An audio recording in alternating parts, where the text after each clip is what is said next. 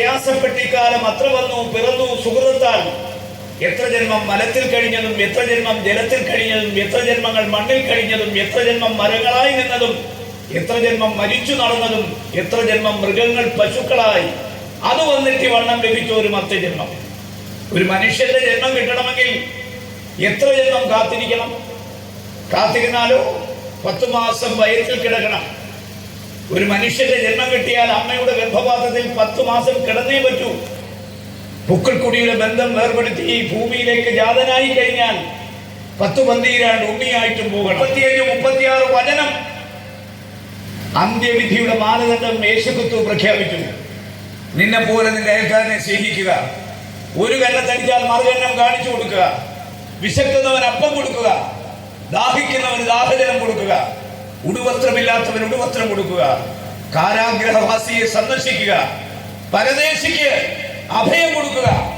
രോഗിയെ ശുശ്രൂഷിക്കുക. ലോകത്തിലെ ഏറ്റവും വലിയ വിപ്ലവമല്ലേ ഈ പറഞ്ഞ കാര്യങ്ങൾ? ഇത്രയും കാര്യങ്ങൾ ഈ ലോകത്ത് നടപ്പിലാക്കിയാൽ പിന്നെ അരാജകത്വം എന്ന് പറയുന്ന നാട്ടിലില്ല. പ്രത്യയശാസ്ത്രങ്ങൾ ഉള്ളതാണ്, പ്രസംഗിക്കാനുള്ളതല്ല. അതുകൊണ്ട് എല്ലാ മതങ്ങളും ആ മതവിശ്വാസത്തിന് അനുസൃതമായി ജീവിതം കെട്ടിപ്പടുത്താൽ നാട്ടിൽ കലാപങ്ങൾ ഉണ്ടാവില്ല. നമുക്കറിയാം ഇന്ന് ഗാസ എന്ന് പറയുന്ന സ്ഥലത്ത് എന്തൊക്കെയാണ് സംഭവിച്ചുകൊണ്ടിരിക്കുന്നത്. അങ്ങനെ ഓരോ സ്ഥലത്തും എന്തൊക്കെയാണ് സംഭവിച്ചുകൊണ്ടിരിക്കുന്നത്. അപ്പോ നമ്മുടെ നാട്ടിൽ ലോകത്ത് നടക്കാൻ പാടില്ലാത്ത ഓരോന്നും നടക്കുന്നത് എന്തുകൊണ്ടാണ് നമ്മൾ ചിന്തിക്കണം.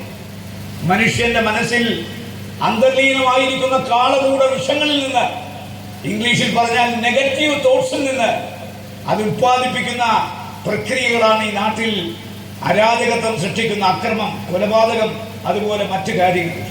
ഇതൊക്കെ ഇല്ലാതിരിക്കണമെങ്കിൽ മനസ്സും ശരീരവും ശുദ്ധമാകണമെങ്കിൽ ഇത്തരം കർമ്മങ്ങൾ നാട്ടിൽ വരണം. മനുഷ്യ മനസ്സുകളെ പരിവർത്തനം ചെയ്ത് സ്ഫുടം ചെയ്ത് പത്തരമാറ്റത്താൽ ഇന്ന് നമ്മൾ നേരത്തെ പറഞ്ഞ ചന്ദ്രയാനം അതുപോലെ സൂര്യന്റെ കൊറോണ മിഷനുകളെ കുറിച്ച് പഠിക്കാൻ ആദിത്യയിലൊക്കെ അയക്കുന്നു. ലോകം വളരെ പുരോഗതി പ്രാപിക്കാൻ. പക്ഷെ ഒരു കാര്യം മറക്കരുത്, ഈ പുരോഗതിയൊക്കെ കണ്ടെത്തിയത് മനുഷ്യന്റെ ബ്രെയിൻ സിസ്റ്റമാണ്, അല്ലാതെ സയൻസ് പുറത്തുനിന്ന് വരുന്നതല്ല. Science is discovering from human brain ആണോ? ഹ്യൂമൻ ബ്രെയിൻ, മനുഷ്യന്റെ ബ്രെയിൻ സിസ്റ്റം. കാരണം മെമ്മറി ഫുള്ളുള്ള മെസ്സേജ് വരുമോ? വരുമോ? വരും. മെമ്മറി ഫുള്ളാണ്. അപ്പൊ കുറെ ഡിലീറ്റ് ചെയ്തു. എന്നാൽ നിങ്ങളുടെ ഉള്ളിലിരിക്കുന്നു എത്ര സ്വപ്നങ്ങളാണ് നമ്മൾ കണ്ടത്, എത്ര ചിന്തകളാണ് നമ്മൾ. നമ്മുടെ ഉള്ളിൽ എന്തെങ്കിലും പറഞ്ഞിട്ടുണ്ടോ മെമ്മറി ഫുള്ളാണ്, ഡിലീറ്റ് ചെയ്യണമെന്ന് പറഞ്ഞിട്ടുണ്ടോ? ഇനിയും എത്ര വേണമെങ്കിലും മനസ്സിലാക്കാം, എത്ര വേണമെങ്കിലും. നേരത്തെ രാജമോഹൻ ഉണ്ണിത്താൻജി പറഞ്ഞു, ഞാൻ വിഷ്ണു സഹസ്രനാമവും ലളിതാ സഹസ്രനാമവും അതുപോലെ തന്നെ പൂർണ്ണാലത്തിന്റെ ജ്ഞാനപാനയൊക്കെ വായിക്കുന്നത്. ഇതൊക്കെ വായിക്കാൻ പറ്റുന്നതിന് കാരണം ഇതൊക്കെ ഉൾക്കൊള്ളാൻ അദ്ദേഹത്തിന്റെ സിസ്റ്റത്തിന് പറ്റുന്നതാണ്. ആണോ? പറയൂ.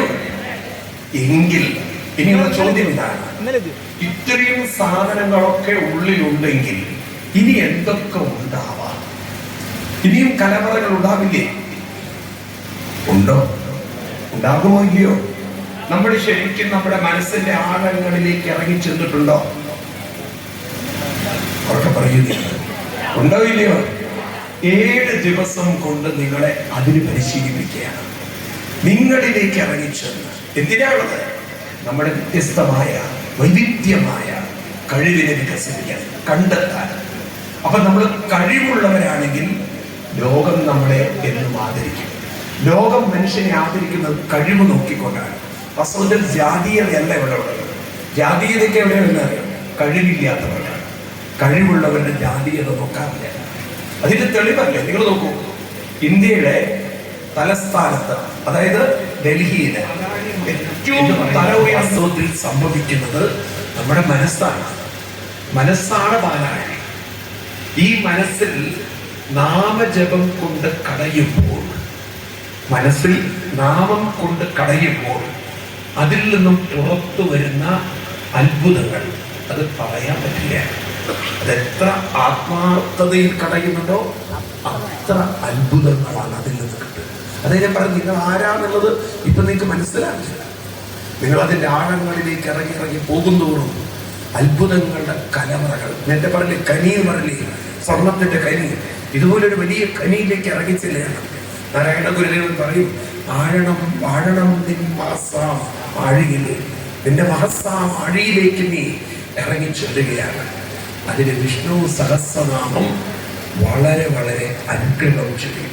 അതുകൊണ്ടാണ് നമ്മുടെ ഹിന്ദു സമൂഹത്തില് വിഷ്ണു സഹസ്രനാമത്തിനും ലളിതാ സഹസ്രനാമത്തിനും വലിയ പ്രാധാന്യമുള്ളത്. അപ്പൊ നമുക്ക് അങ്ങനെ ഒരു സംസ്കൃതി ഉണ്ടാക്കണം. എല്ലാവരും രാവിലെ വിഷ്ണു സഹസ്രനാമം ചൊല്ലുന്ന ഒരു സംസ്കാരം നമ്മൾ കുട്ടികളെ പരിശീലിപ്പിച്ചെടുത്താൽ നാളെ ഒരുപക്ഷെ ലോകത്തിന് തന്നെ വഴികാട്ടികളായ കുട്ടികളായിരിക്കും. ഒരുപക്ഷെ ഞാൻ പറയുന്നത് നിങ്ങൾ എത്ര അംഗീകരിക്കുന്നതറിയില്ല. നിങ്ങൾക്കറിയോ, പണ്ട് ഭാരതത്തെ ബ്രിട്ടൻ ഭരിക്കുന്ന ബ്രിട്ടീഷുകാരെ ഇല്ലേ ഉണ്ടോ? 89ഓളം വർഷം ആര് ഭരിച്ചു? നമ്മളെ ബ്രിട്ടീഷുകാർ ഭരിച്ചു. ആ ബ്രിട്ടീഷുകാർ ലോകം മുഴുവൻ കണ്ടിന്യാൻ വേണ്ടി വന്നു ആ ബ്രിട്ടീഷ് രാജ്യത്തെ ഭരിക്കാൻ.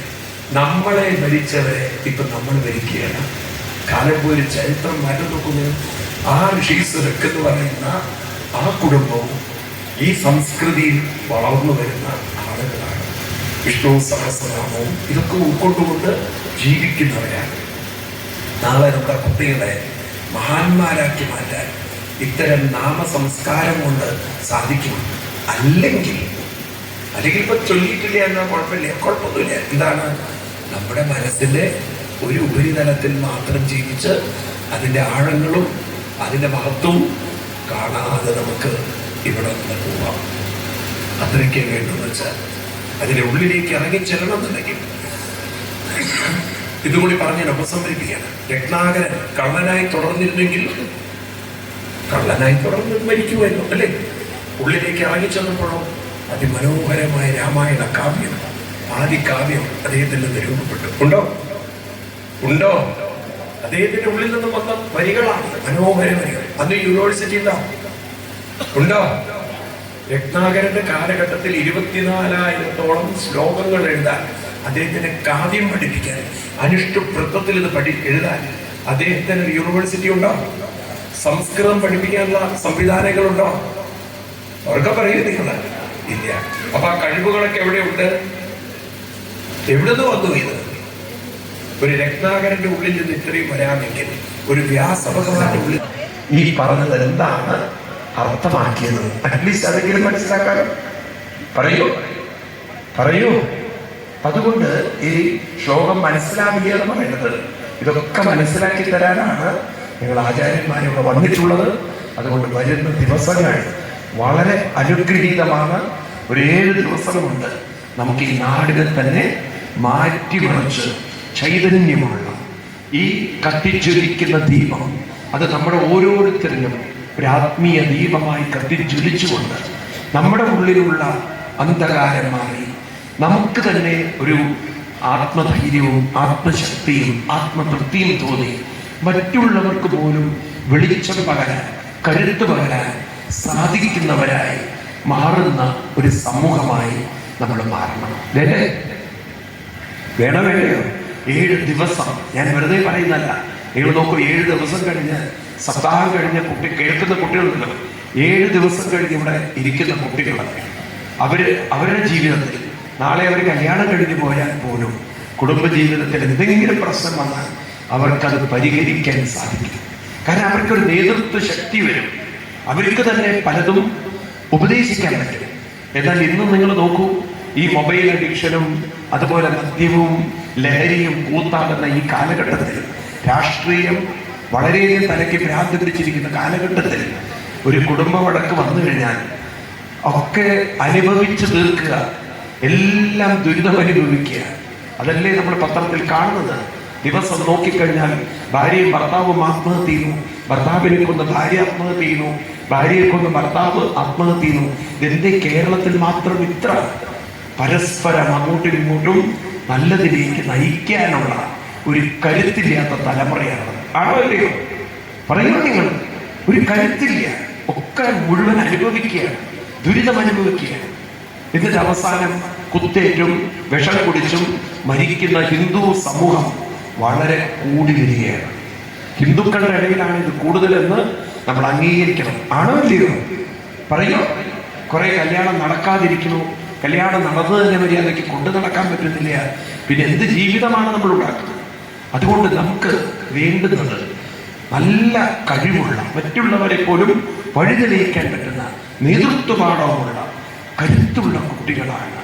അങ്ങനെയുള്ള കുട്ടികളാണ് വേണ്ടതെന്ന് നിങ്ങൾ ആഗ്രഹിക്കുന്നെങ്കിൽ നാളെ അവരെയും കൂടെ ഈ സപ്താഹത്തിന് കൊണ്ടുവന്നുകൊണ്ട് ഒരു വലിയ മാറ്റം ഉണ്ടാക്കാൻ നമുക്ക് സാധിക്കട്ടെ. വളരെ സന്തോഷമുണ്ട്. കാരണം പറമ്പ ഈ ശ്രീകൃഷ്ണസ്വാമി ക്ഷേത്രം ഇത്ര ഉൾപ്രദേശത്താണെങ്കിൽ പോലും ഇത്രയും വിപുലമായ ഒരു സംവിധാനം ഇവിടെ കമ്മിറ്റി ഒരുക്കി വെച്ചിട്ടുണ്ട്. ഒരു നാട് നന്നാവണമെന്ന അവരുടെ ആ വിശാലമായ ഒരു വലിയ ഉൾക്കാഴ്ച, അതിനെത്ര അഭിനന്ദിച്ചാലും മതിയാവില്ല. കാരണം ഒരു നാട് മുഴുവൻ നന്നാവണം, ഒരു നാടിന് മാറ്റം ഉണ്ടാകണം. നല്ല സമൂഹമുണ്ടെങ്കിലേ നല്ല ഒരു നല്ല ഒരു നാടിനെ, ഒരു രാജ്യത്തെ നമുക്ക് വാർത്തെടുക്കാൻ പറ്റുമോ? അതിന് നല്ല വ്യക്തിത്വങ്ങൾ രൂപപ്പെടണം, ദിവ്യത്വമുള്ള അനുഗ്രഹീതരായ വ്യക്തിത്വങ്ങൾ. അതാണ് നമുക്ക് 7 ദിവസം കൊണ്ട് നമ്മളിവിടെ നേടിയെടുക്കാൻ പോകുന്നത്. അതുകൊണ്ട് വെള്ളം പാഴിലാക്കരുത് എന്നുള്ളൊരു ഇത് കേട്ടിട്ടുണ്ടാവും നിങ്ങൾ. കാരണം വെള്ളം ജീവനാണ്, വെള്ളം പാഴിലാക്കരുത്. അതിനേക്കാൾ വലിയൊരു മന്ത്രമാണ് ജീവൻ പാഴിലാക്കരുത്. ജീവൻ അമൃതമാണ്, ജീവൻ ലോകത്തിന് മുഴുവൻ വെളിച്ചമാണ്. ഇപ്പൊ വെളിച്ചവും അമൃതവുമായിരിക്കുന്ന ജീവന്റെ നാളം കൊണ്ട് നടക്കുന്ന നമ്മൾ അതിനെ കൂടുതൽ ഉജ്ജ്വലിപ്പിക്കാൻ, പ്രോജ്വലിപ്പിക്കാൻ 7 ദിവസത്തെ സപ്താഹം കൊണ്ട് സാധിക്കട്ടെ എന്ന് പറഞ്ഞുകൊണ്ട് ഞാൻ നിർത്തുന്നു. നന്ദി, നമസ്കാരം, പ്രണാമം. നാളെ 6 മണിക്ക് എല്ലാവർക്കും ഒത്തുചേരാം. എല്ലാവരും എത്തുമല്ലോ? എല്ലാവരും എത്തുമല്ലോ? എത്ര പേരെത്തും? നമുക്ക് എല്ലാവർക്കും കൂടെ ഒരുമിച്ച് ഉറക്കെ ഇവിടെ വിഷ്ണു സഹസ്രനാമം ചൊല്ലാം. ഒരു മാറ്റം നമ്മളെല്ലാവരും ഒരുമിച്ച് ഭഗവാന്റെ സന്നിധിയിലിരുന്നു കൊണ്ട് മാറ്റി ഉണ്ടാക്കാൻ പോവുകയാണ്. ഒരിക്കൽ കൂടി നന്ദി പറഞ്ഞുകൊണ്ട് നിർത്തുന്നു. നന്ദി, നമസ്കാരം, പ്രണാമം.